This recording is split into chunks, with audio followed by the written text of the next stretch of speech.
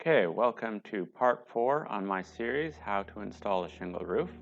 We are going to be dealing with apron flashing, step flashing, and installing a back pan. We are going to start by wrapping the curb with ice and water. Now I'm going to be using a hammer tacker to assist with bonding. Generally you would not do this, but this was filmed in colder temperatures, and so my self-adhering would not self-adhere. I'm going to be wrapping 4 pieces on this, starting with the bottom piece, and then a piece on each side, and then a piece on the back. On the back, we want to make sure that ice and water either extends to the ridge or extends and tucks under our underlay. The idea is this should be more or less watertight as soon as we have our ice and water done. Okay, so we are going to keep shingling until we get up to the curb. What we want is the exposure of the shingle to be within 4 inches of the bottom of the curb. So that would be where the bottom of the cutout is within 4 inches of the curb or less.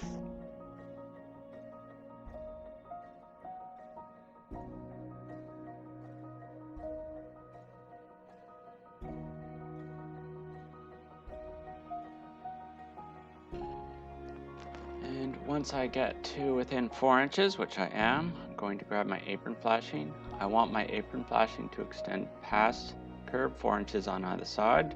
I'm going to take a measurement and I'm going to add 4 inches. Then I'm going to stop. I'm going to think about this. I'm going to keep thinking. Realize what I've done. Throw that piece away and go grab another piece of apron flashing. Now I'm going to take a measurement. I'm going to add 8 inches, which will give me 4 inches on either side.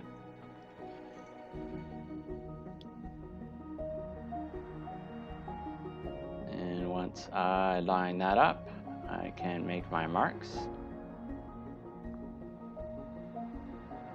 I am now going to cut a diagonal line to where I've marked the edge of the curb, and a small relief cut at the top where I want my folds to be. This is going to encourage my fold to bend exactly where I want it.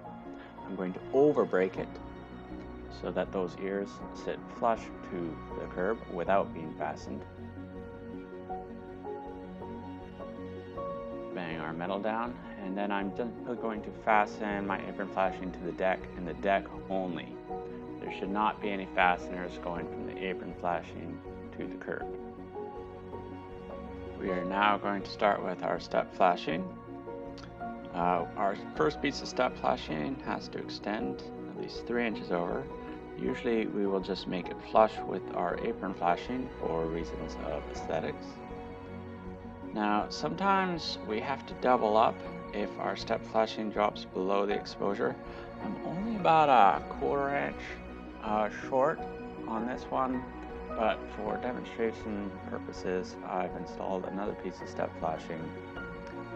Generally speaking, on that first piece, you will have to install 2. Sometimes you'll get away with only 1. Probably could have gotten away with 1 on here. We're now going to be installing step flashing on each and every course, and we want to set it as near to the exposure as we can without it being actually visible. So probably just about a 1/16 or an 1/8 of an inch above the exposure. We want to cut our shingles so that they are leaving a gap between the shingle and the step flashing of approximately 1/4 to a 1/2 inch.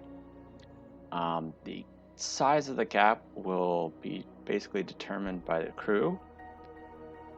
If you get onto a job site and everyone is leaving a 1/4 inch gap, leave a 1/4 inch gap. Usually I leave a 1/2 inch gap, so if you end up working on my crew, guess what? You're going to be leaving a 1/2 inch gap. This just allows water and debris to flow down. So sometimes our step flashing is underbroken, so we will sort of fold it out until it's a nice 90 or 95 degrees and then install it, and this will lay nice and flat. However, if we overfold it so it's dramatically more than 90 degrees, when we install it, the bottom of the step flashing will want to lift up, so avoid overfolding. Also, we want to be installing our step flashing with the big side on the wall and the small side on the deck.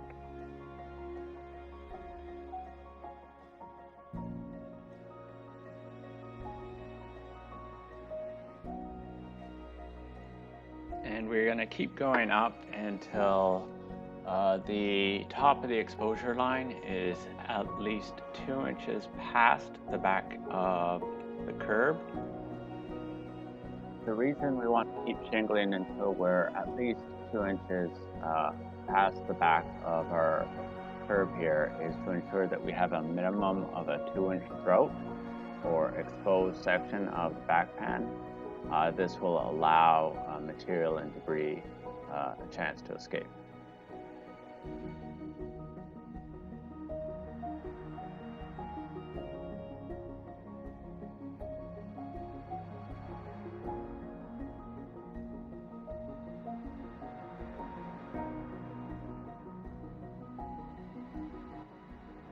Now we are going to install our back pan. We want our back pan to extend 4 inches past the chimney on either side.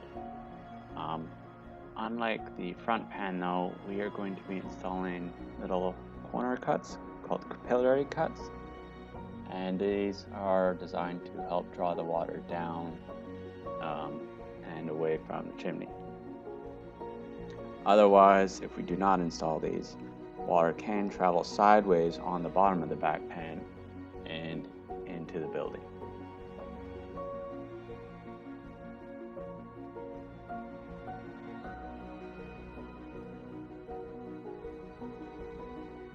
Now, at a certain point, as you get close to the ridge or the wall, you want to take a measurement from the top of the roof to your shingles on both sides. You will find that sometimes you will go a little crooked. This is perfectly normal, but we want to correct that crooked alignment before we reach the top. So it was 2 inches from the top on one side and 1 3/4 on the other. So this tells me I have to drop one side 1/4 of an inch. Now, when we are adjusting our rows, first of all, we always adjust the rows down, never up, and we only want to adjust each run by approximately 1/4 inch at most. The reason being, as you can see, the self-sealing tabs should be sitting fully seated on the shingle below. Now we have a little bit of wiggle room, but not a lot. If we install them too low, like 1.5 inches low, as we can see here, what's going to happen is the tabs will not sit fully seated on the shingles. They'll be half on the highs, half on the lows, and we will lose a lot of our wind uplift resistance.